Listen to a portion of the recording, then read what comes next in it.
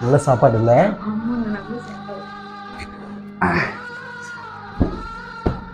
எங்கள் அம்மா செமையாக செய்கிறாங்களா சாப்பாடு.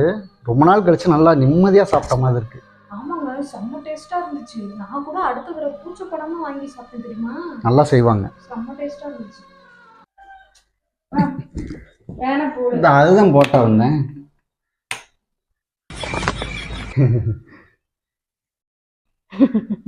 என்ன ரொம்ப ஜாலியா இருக்க? நல்ல சாப்பாடோ? ஆமா, ரொம்ப நாள் கழிச்சு போனேன்ல, நல்லா இருந்துச்சு.